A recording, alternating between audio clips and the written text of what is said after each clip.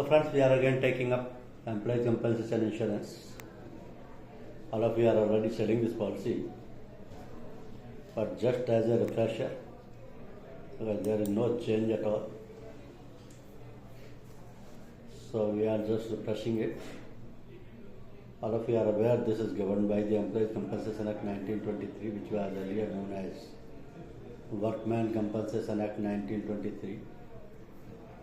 This act is more than 100 years old, but still with certain amendments continuing as it is. The object of this act is social security, because this is providing social security to the downtrodden, you can say laborers, workers, employees, and basically it aims to provide financial protection to workmen and their dependent in case of accidental injury. It could be injury, death, disability, whatever it is. So basically this act is a social security legislation. Now see, the major changes in this act are, first of all, the name has been changed from Workmen's to Employees Compensation Insurance Act 1923. Secondly, there is a revision in the wages from time to time, because when this was framed, this act was framed, wages of laborers were in hundreds. After a long time, it was revised to 4,000. Thereafter, again a very wide gap, it was doubled to 8,000. And in 2020 only, the wages has been increased to 15,000 rupees per month. So as per section 17 of this act, a worker or a laborer or an employee has a right to recover compensation from the contractor instead of the principal. It means if the worker is employed by the contractor, in that case only. If employer-employee relationship is there, then the employee will claim from the employer. So in case anybody is asking the policy by the name of workman compensation or employee compensation, both are the same thing. You should not get confused over it. Only thing is, the name has been changed recently. The object of this act is to provide relief, and that is financial relief only. It could be in two different ways. If the workman himself or herself has suffered any injury, death or disability, so he or she will get it. But in case the casualty is there or death is there, then the compensation will go to the dependents. The only condition is, this should be by accident arising out of and in the course of employment. This is a legal terminology that defines that if anything happens out of the working hours or office hours, the employer is not responsible for that. Means on Sundays or on holidays. But even if it is after office hours, when the worker or employee is assigned some duty by the employer, then there is recovered. Because in that case it will be treated as during the course of employment. So that is a legal terminology which defines whether the employer or the contractor is responsible for compensation or not. Now, under these different circumstances, due to accident, the things can happen, because the personal negligence of the employer can cause the accident to the worker. Personal negligence of the employee himself personal negligence of the fellow employees, breach of statutory regulation, that is Normal Factories Act, failure to provide safe place of work by the employer. These are the different reasons or circumstances where the accidents are normally taking place. And accident in such cases means any event which is neither expected nor designed.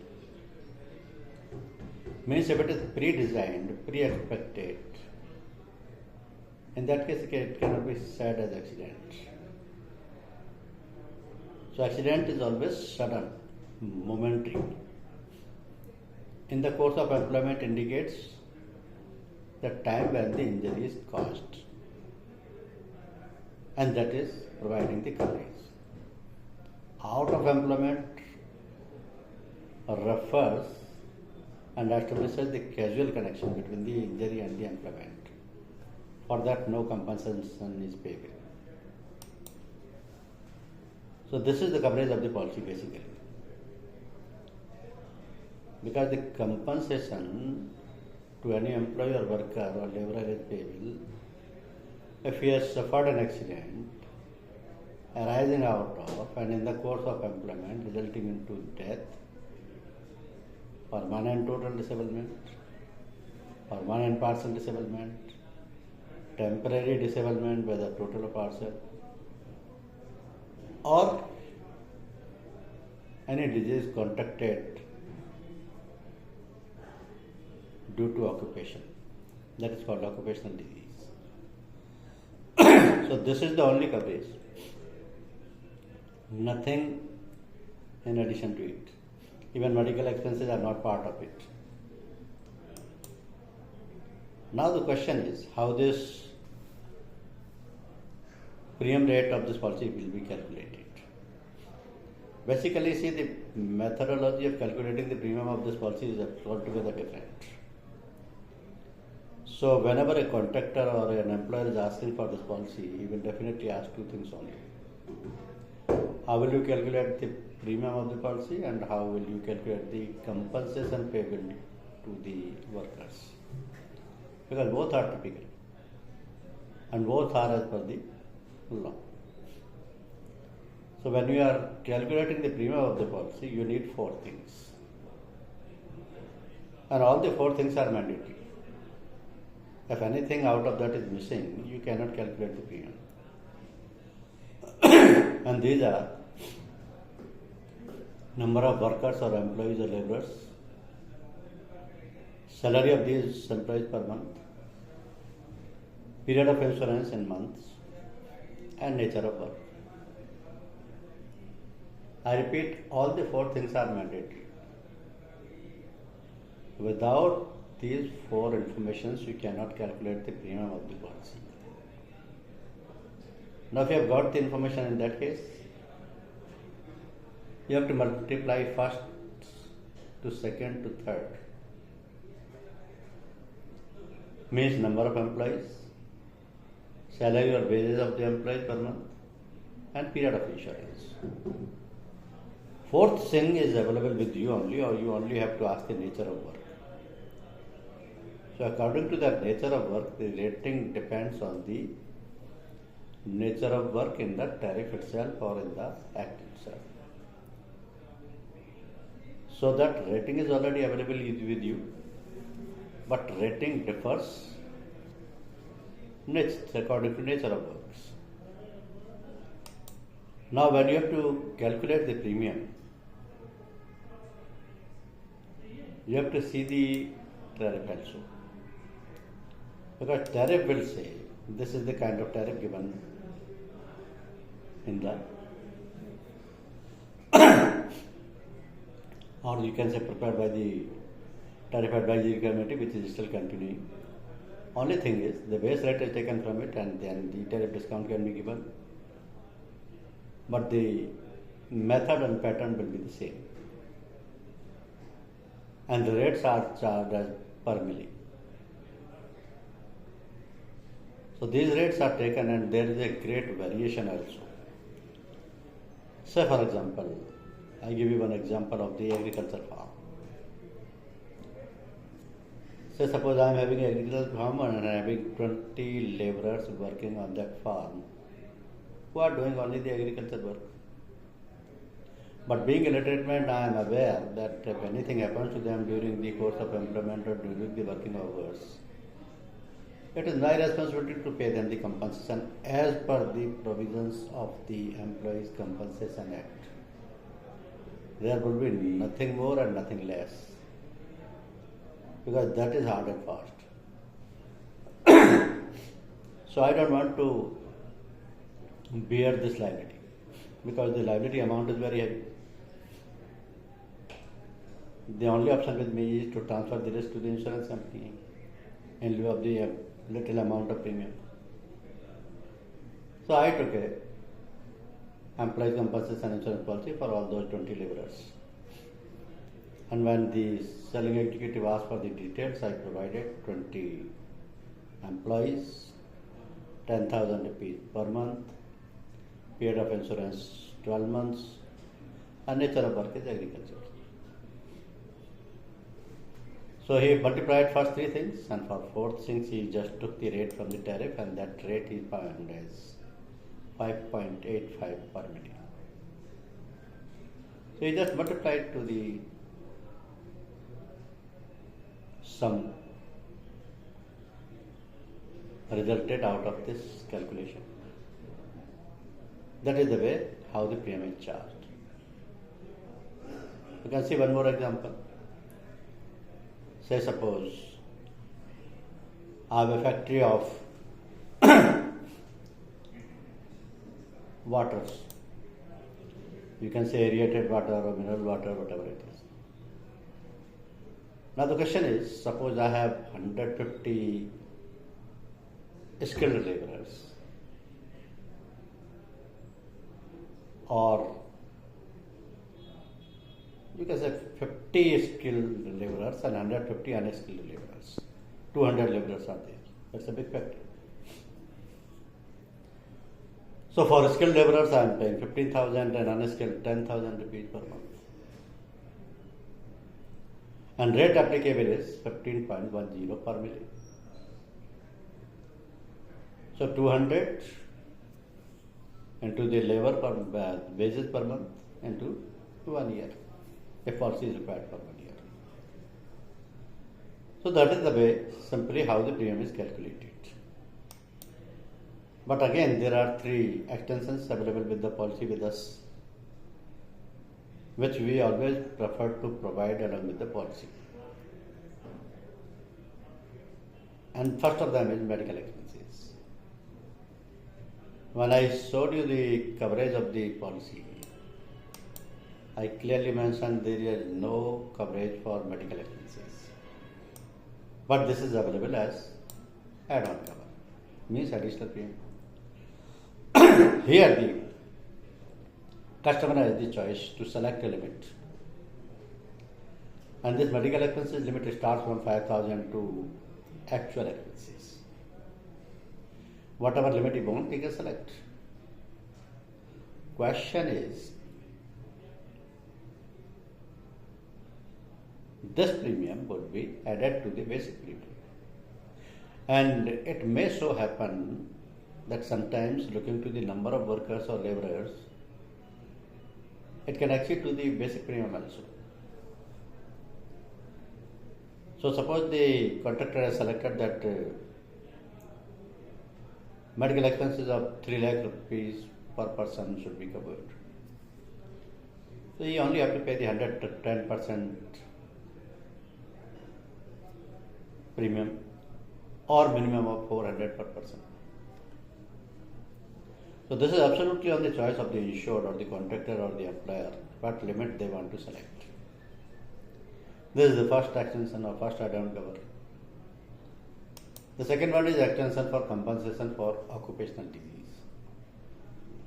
Maybe some insurers are providing this one as inbuilt coverage, and most of them are charging extra premium for that. So the premium is at 50% of the book rate. But it is important to understand what is occupational disease. Because the diseases like skin disease, infrared radiation, infection due to contamination, hearing impairment, lung cancer, these are the diseases resulted out of the specific job of that particular worker. If a worker is continuously doing that kind of job since years together, this is quite likely that he may suffer the disease. Out of that resultant smoke or dust particles or kind of things generated out of it. Maybe it is directly resulting to the skin disease. Maybe it is causing unlimited noise. So the person has lost the hearing capacity, like that. Maybe he is not working on that particular job, he may not have suffered that kind of disease. So it is all related to that particular occupation. So this is covered at 50% of the book rate. And the third extension is insured's liability for contractors or subcontractors employees. Sometimes what happens, a contractor may have the two projects running at the same time at two different locations. So one he himself is arranging or managing, and at the other project he has the subcontractor who is managing the things. But since both relates to him, he will definitely prefer to take one policy for both of them, wherein both the risk can be covered, because the workers engaged by him only. He is the person who is paying for them also. So if he is looking for that kind of things, maybe two projects or three projects, that is possible and can be given. But the only thing is, he should not conceal any basic information. Because the contractors are smart enough who are in this profession. They know very well that premium is calculated on the basis of number of workers and the wages of workers. So if he is hiding any information out of it and giving the lower number instead of actual number, that means his intention to pay lesser premium, and he want to manipulate the things at the time of claims. If any such thing is found, in that case, this would be a futile exercise to take the policy. So better to give the correct information. And this correct information can be taken on the basis of the muster roll, that is number of workers, and wage register, that is salary or wages of the employee. If these two things he is providing, this extension can be given. So this is the way the first question is answered, how the premium of the policy will be calculated and how the extensions will be provided. Now coming to the second part, if anything happened to any worker, what will happen? How the compensation will be arrived at? Who will pay the compensation and to whom the compensation will be paid? This is the most important part. Because for this purpose, even the advocate is not required. There are courts almost in every district which are known as the labor court or the court of commissioner of workmen compensation. So even a simple application filed there by the worker or by the dependents of the worker, the compensation becomes payable. There is no question of contesting the case. The basic information is required that yes, he is in the employment, he is getting the wages, and this kind of incident happens. On that basis only the compensation can be decided. But how it is decided, that is important. So for deciding the compensation, only three things are required. The first one is nature of injury, how it is caused and how the accident took place. Maybe injury, death or disability, whatever it is. Second thing, what is his monthly wages? And third thing is the relevant factor. This relevant factor is specified in Schedule 4 for working out the lump sum amount of compensation. Schedule 4 of the Employee Compensation Act 1923, or even in interim. So these three things are required only. But the important thing is, there is no distinction between an adult and a minor worker with respect to the amount of compensation. This is very important to understand. That means, if worker is less than 18 years, he met with an accident and suffered the injury or disability, still the compensation is payable. If the worker is more than 60 years or 70 or 75, if he suffered, still the compensation is payable. So the concept is, there is no distinction between an adult and a minor worker with respect to the amount of compensation.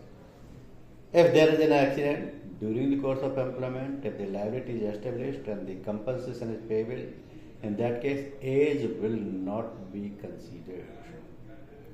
Compensation has to be paid. So the important thing is relevant factor. This is the factor which is deciding the amount of compensation. So let us have an idea what this relevant factor is. This is the table given in the Schedule 4 of the Act. This is applicable for death only. Only two things are important in this table: age of the worker and wages of the worker. So suppose wages we have taken 15,000 rupees per month.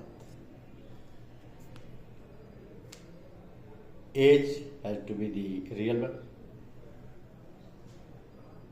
So age may be less than 18 years, say for example 16, or more than 60 years, say for example 65.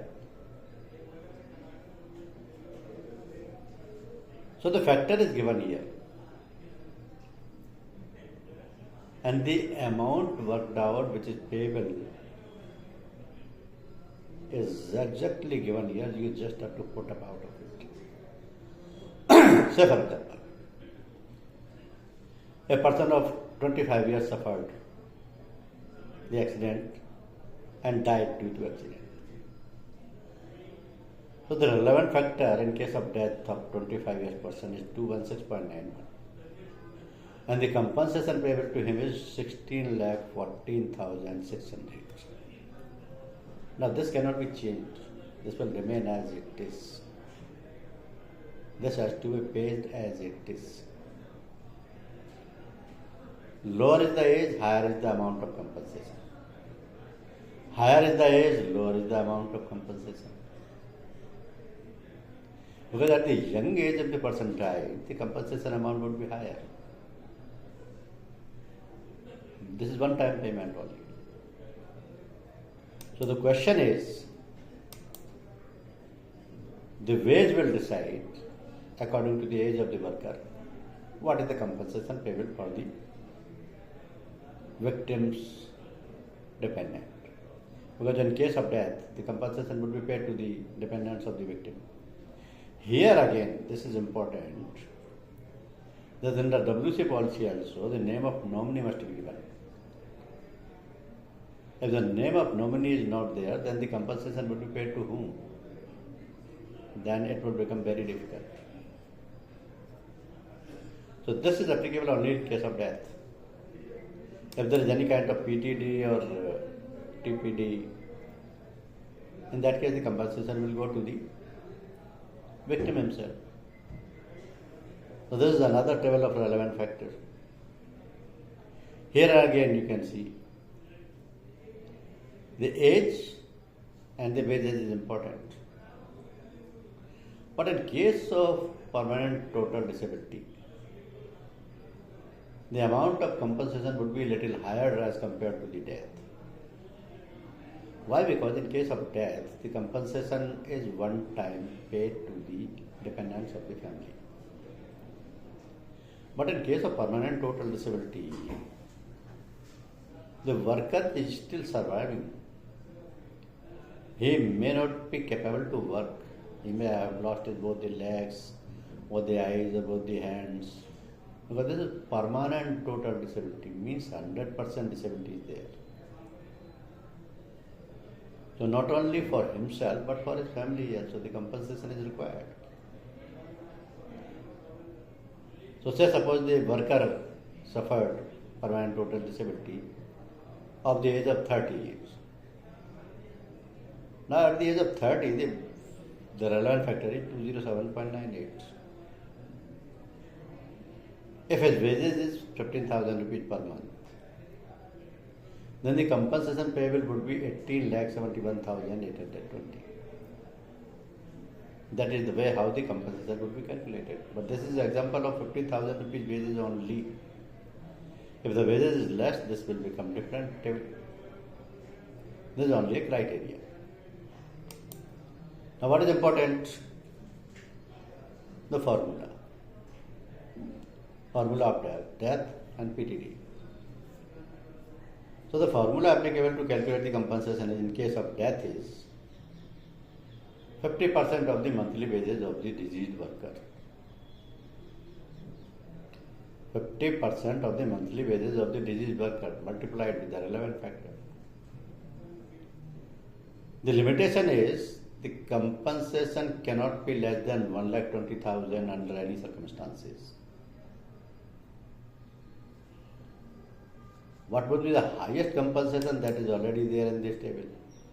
Age is 16, wage is 15,000, factor 228.54, maximum compensation payable is 17,14,050. So this is the highest. But what is the lowest? In case of death is 1,20,000. Whichever is more would be paid, because this is a social security legislation. There is a formula for death. And for permanent total disability, the percentage is little higher, that is 60% of the monthly wages. Here again, the minimum compensation payment would be 1,40,000. Maximum would be 20,56,860. So minimum and maximum both are very well defined. There is no possibility of change of any amount. Neither the commissioner nor the insurance company nor me and you nor the employer, nobody can change it. This would go as per the provisions of the Act. When we say permanent total disablement, that means permanent total disability refers to when you are completely disabled for the rest of your life. Due to illness or injury because of which you cannot no longer work and earn money. Say for example, loss of limbs, loss of eyesight, paralysis. If a worker has suffered paralysis or loss of eyesight, both the eyes, how he will work now? So this is treated as permanent total disablement by the treating doctors, and they will provide the certificate of 100% permanent total disability. Then in that case only this compensation would be paid. Let's see some examples of calculating the compensation. Say suppose in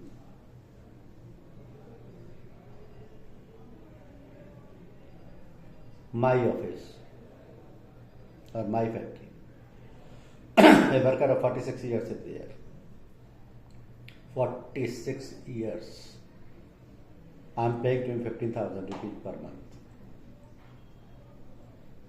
He died due to accident during the working hours. He collided with the machine or like that. So how the compensation will be calculated? 15,000 upon 50%, 7,500. Relevant factor of at the age of 46 is 166.29. So 7,500 is multiplied with 166.29 and the compensation payable is 12,47,175. Since this is more than 1,20,000, this amount would be paid in case of death. Or in case of Permanent total disability, the maximum limit is 20,56,860 that we have seen already. Take another example. Say suppose I have a very small shop and I have a worker for cleaning and opening the shop, etc. So, I am paying him only 3,000 rupees per month. And he died due to accident during the working hours. So, how the compensation would be paid to? 50% of 3,000, that is 1,500 only. Relevant factor 207.98 at the age of 30. So, the amount payable is only 3,11,970. Since this is more than 1,20,000, this compensation is paid. Or suppose here he has not died, he has suffered only permanent total disability. So this 50 will become 60 only. 1,800 plus 20 into 207.98. So that is the way the compensation is paid. So how the compensation is calculated? Nature of injury, monthly wages of the workman, relevant factor, and there is no distinction between an adult or minors. So maximum in case of death 50% formula is there, minimum 1,20,000, maximum 40,70,000. Here again in case of permanent total disablement formula is 60%, minimum is 1,40,000. And in case of partial disablement, whatever percentage is certified by the doctor, that would be paid only. So this is the method of paying the compensation. In case of permanent partial disablement, whatever percentage is there, maybe 5% or maybe 95%, as per the certification of the doctor. How much permanent partial disability he is certifying, that percentage would be paid. Compensation would be deposited with the Commissioner of Workmen Compensation, and he is the authority who will issue the discharge certificate to the employer. This is important to understand. Directly, either the insurance company is paying or employer is paying, direct should not be paid to the worker or to his dependents. It should go through the Commissioner of Workmen Compensation only. Maybe because of the government office there could be some red tapeism or some formalities, but still the procedure is that the check will be deposited with the Commissioner of Workmen Compensation. So there could be temporary disablement. In that case, 25% of monthly wages is payable only. But still, medical expenses are covered only when taken as add-on cover. So this is the calculator given to the branches, and branches can issue the policy as per this one. Now the policy has certain exclusions, and major exclusion of the policy are these three: drink and drugs, disobedience, willfully to the orders and rules, and disregard to these safety devices. If any of these three things is confirmed by the employer, in that case the worker will not get the compensation. So these three things should not be there. Now to whom you can sell this policy, that is important. And also, for these proposals you should not work on, because these are in our declining list. Workers working at the heights, working at the metal forges and foundries, at the site which is surrounded with the water, blasting and tunneling, chemical industries, and where the ESI scheme is already applicable. So to these proposals you should not work. Claim procedure is very simple. Only the relevant documents are asked for. But in case of permanent or partial total disability, certain documents to prove the accident are also required, because FIR, Panchanama, MLC, disability certificate, photo ID and age proof are required. Now these are your target segments to whom you can give this policy: contractors, labor contractors, shops, factories, labor associations, factory inspectors, etc. So this is all about the workman compensation insurance. If you have any questions, you can ask. Any doubts? I know you are already selling this policy, and this is very important.